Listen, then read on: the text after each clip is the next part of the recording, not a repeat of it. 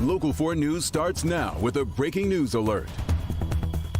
An abortion medication that was ruled safe 2 decades ago is suddenly at the center of a legal battle. But tonight it appears mifepristone is still available to those who want it. Good evening, everybody. I'm Kimberly Gill. I'm Devin Skillian. Good to have you with us at 11. 2 court rulings issued in quick succession this evening from judges in both Texas and Washington. The Texas judge, a Donald Trump appointee, ordered a hold on federal approval of mifepristone, which the FDA okayed back in 2000. It is the most commonly used method of abortion in the U.S.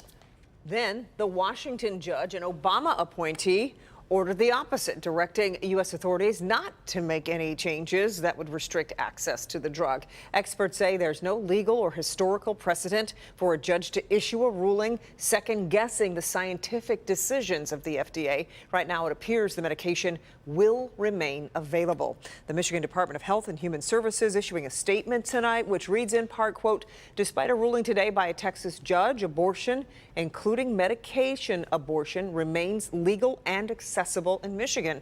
And despite claims to the contrary in this lawsuit, medication management of abortion is safe and effective and is used to provide more than half of all abortion care nationwide. Vice President Kamala Harris weighing in on the rulings late this evening.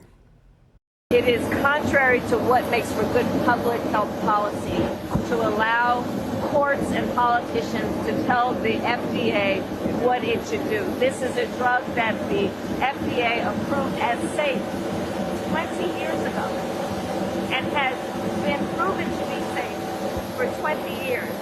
So this is a dangerous precedent, and I'll have more to say after I review the decision in its entirety. Well, tonight, the Justice Department says it will appeal the Texas court's decision. And we, of course, will continue to follow the latest in these rulings, a fight that could be on the fast track to the Supreme Court. We'll have a closer look at it, of course, throughout the weekend. We will. Well, it has been 8 years since an attack of random gun violence against Judge Terrence Berg outside his Detroit home. The event rattled the University District and especially Jesu Parish. What happened that night rallied the church community, who once again came together tonight. Mara McDonald is live in the University District tonight. Mara, the parish walked the streets calling for an end to gun violence. Kimberly, they sure did. And, you know, this event has been sort of on ice for the past couple years because of COVID. Well, this was the first year back, and they had a really great turnout. The night federal judge Terrence Berg was shot was intense. The immediate supposition was that it was an angry defendant. It wasn't. It was everyday gun crime, and it mobilized Jesu Parish. That sparked an annual pilgrimage for the church through the streets of the district, calling for an end to gun crime. Like so many things, COVID put the kibosh on it for several years. Tonight marked the return. Gun violence has a ripple effect. They heard from a mother who lost her son to gun violence and then hit the streets, walking to get their message out. We caught up with Judge Berg. I'm feeling very well, thank you. Unlike a lot of people who are victims of gun violence, I am healed, thank God. He's touched so many returned for the walk. I was very happy to see so many people, and I think on the sad side, I think they're here because we've had so many additional gun violent events where we've had the school shootings and so many other things. By coming together, by being that sense of community, that I think we can make a difference by pulling together and calling for our legislature, calling forth our church to indeed promote the dignity of every human being. Back here live, a wonderful turnout at Jesu, and nice to see Judge Berg doing so well as well. We're live in the University District tonight. I'm Mara McDonald, Local 4. Yeah, 8 years ago, and as you said, it's so nice to see Judge Berg doing good. Mara, thanks. If you were driving down 5 Mile in Livonia yesterday, you may have seen cash blowing in the wind, about $1,800 in total, and now a local Girl Scout is trying to get that money back. Jacqueline Francis live tonight with how this story unfolded. I guess it all came unfolded, Jacqueline. Yeah, Devin, it can happen to the best of us. You put something on top of your car, you forget, and then you get in and drive off. Well, this time it happened to 9-year-old Lily and her mom, and the nearly $2,000 they lost was their money earned from selling Girl Scout cookies. Get a Thin Mint. She's a Girl Scout on a mission, and this BP at 5 Mile in Inkster in Livonia is her best spot. I don't know what my favorite badge is, because there's 1,000 of them. Ask her how many cookies she's sold. Like 4,700, maybe 600. Boxes? Yes. This year? Yes. On track to be the region's top seller, 9-year-old Lily hit a bump in the road Thursday. It all started when she put the container of cookie cash on top of the car, forgetting it was there before Mom drove off.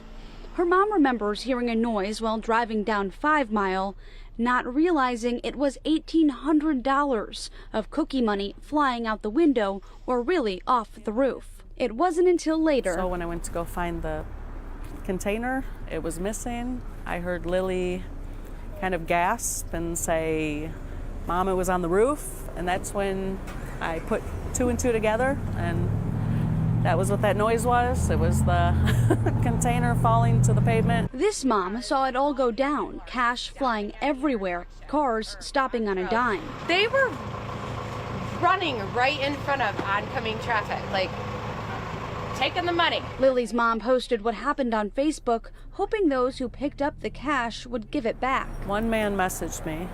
He was able to pick up like $79. Money he happily handed over. As for making up the rest of the money lost, they say customers have been extra supportive, especially those who've heard what happened. Here's 100. So keep the rest to revamp what was lost.